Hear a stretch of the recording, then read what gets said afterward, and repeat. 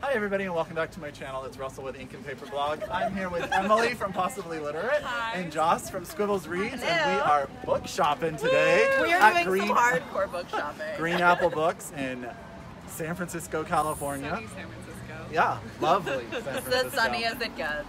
We are standing by these amazing troughs of books that are so inexpensive and everything is new and amazing. And we're going to be doing some book talking today.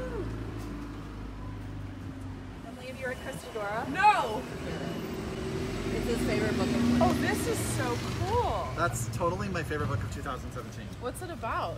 It's about this building called the Christodora. It's about the 80s AIDS crisis and how it actually affected more than just the gay community. Okay. And it's about a little boy who's born from a woman and adopted by this couple. And it's about art and cult and drugs. It's phenomenal. That's awesome. This, if you want like a trashy fantasy series, I read that. Oh, I have the first Deborah one. Harkness is one of my old professors, and I really like her as a person. It's super cheesy. Hey guys, welcome back. We are still at Green Apple Books in San Francisco, and the ladies are nice enough to give some recommendations of books. What's our topic today? We are doing authors of color, mainly women of color. Yes, mainly women of color, and we're recommending some books that they've read or are really excited to read for you guys to put on your TBRs. You know how I am about expanding TBRs. That is my goal in life. So I'm going to start with Emily. Emily's going to start the first book, and we're going to go back and forth. How's that sound? Perfect. Go. So I am recommending, about to drop everything, a book that you probably all have heard of, but a lot of people haven't read it, and I'm really surprised, and that is Persepolis by Marjane Satrapi. It's a graphic novel memoir about her life growing up in Iran, then moving to Austria, I think, Austria. And then she goes to high school in Austria and then comes back, experiences the Iranian Revolution. It's fabulous. It's actually 2 volumes, so I would recommend getting the complete one. Again, a lot of people know about this, but I don't see enough people talk about it. And you know, it was also turned into a movie that was nominated for the best animated film. So you can kind of turn it into a read the novel, watch the movie sort of thing. Whole experience. It's an immersive experience. With lots of wine. Lots of wine. That's the answer. Key. And that was, how do you say the title again? I always... Persepolis? Persepolis. So, Persepolis. yes. And I'll link all of the names of these books and their authors down below so you guys can check it out. Joce, what are you going to be recommending to us? Sorry, you're asking me to link the books. No. We have so much fun together. Okay, so the first book that I'm going to recommend is actually a local author. She's from the Bay Area. It's really exciting because this was my book club book for December, and also one of my favorite books, if not my favorite book of 2017. This is What Lies Between Us by Naomi Munaweera. So Naomi Munaweera is a Sri Lankan author, but then she lives in the Bay Area, and this is an Own Voices book. So we start in Sri Lanka with, at the beginning of the book, we have a woman, and she is in jail. I see you moving the camera down because I'm like 4 feet tall. They're still two giants. So we start in Sri Lanka, and there's a woman in jail, and we know, the author sets it up that we know that she has committed this horrible crime, but we don't know much about it apart from the fact that her motive was that she committed the crime because she is a mother, and she feels like it has to do with her womanhood and her role as a mother. And then we flash way back to this woman's childhood in Sri Lanka, and then we find out that something terrible has happened to her, so she and her own mother flee to the States. And to the Bay Area, which is really cool because I saw a whole bunch of really accurate references to places and things that happen around this area. So that was really awesome. But what I really, really liked about it was, number one, the portrayal of the women in the book, the portrayal of the Bay Area, the portrayal of PTSD, but also what's really important about this is that the writing is just so beautiful. Like you can see, it's not a huge book, but it's so purposeful, and every single word is meaningful, and it has meaning to it. So I think that's what is amazing about this book. So I definitely recommend it. And that is What Lies Between Us by Naomi Munaweera.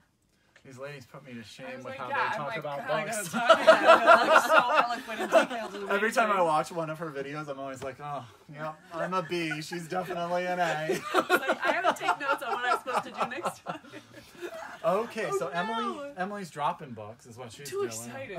Too excited, guys. She's gonna recommend What It Means When a Man Falls from the Sky by Lesley, Nneka, Arimah. This is a fabulous short story collection. I absolutely adore this. It came out in 2017, so it's a recent book. It's a debut short story collection, and the titular short story was featured on LeVar Burton Reads, the podcast, in which LeVar Burton reads stories. Yeah, so it's like reading Rainbow for adults. It's amazing. That sounds fantastic. Yeah, it's so good. So he read this.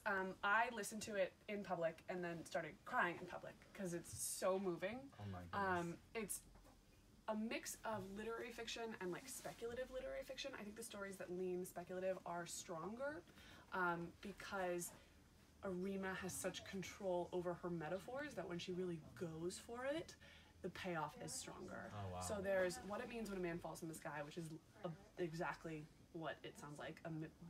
Humans somehow figure out a way to fly because they've discovered this massive equation that explains the universe. So they're able to manipulate it in interesting ways until a man falls. And it's about a woman who only certain people are able to decipher and read and understand this equation.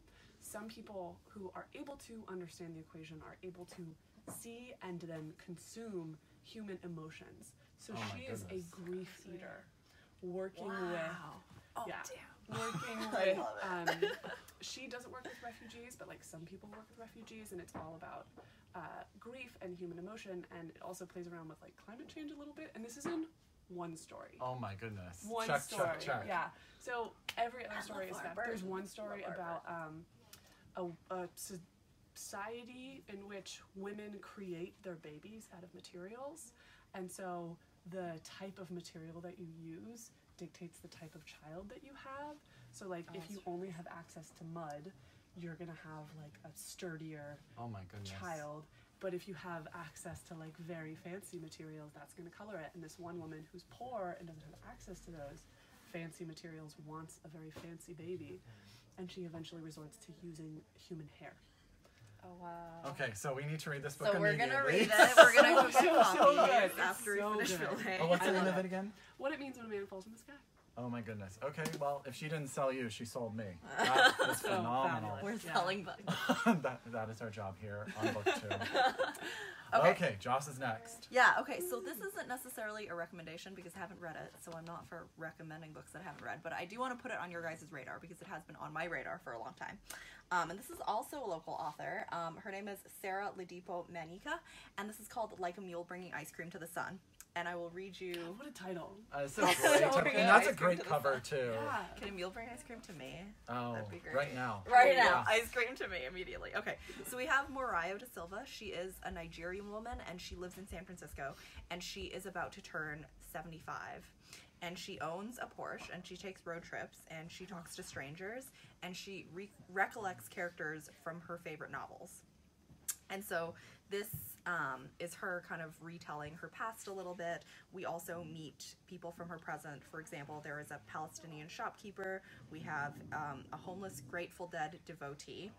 And it's a really small book, and I think it talks about things like aging, how we make friends with people, and loss, and the place where she comes from, and obviously things about the Bay Area, like local stuff. So I definitely want to read this. I saw this at the library, and then I saw it on the shelf, so I just wanted to put it on your guys' radar because I think it sounds pretty cool. And you guys know how I love any book about an older woman. I love women in their 70s, and so she got it out of my basket. I'm taking it home, so you guys will Yeah, learn about I it again. borrowed it from Russell. So yeah, she was like, "Oh, you should read this." I'm like, "It's bought. It's bought already." So we have one more book to recommend. Okay. Emily's gonna finish it Okay. up. Another graphic novel. This is volume 1 of Monstrous by Marjorie Liu and Sana Takeda. And this is fantasy. It's set in a matriarchal society. It's like a steampunk looking, but a lot fantastic. more Art Deco rather than...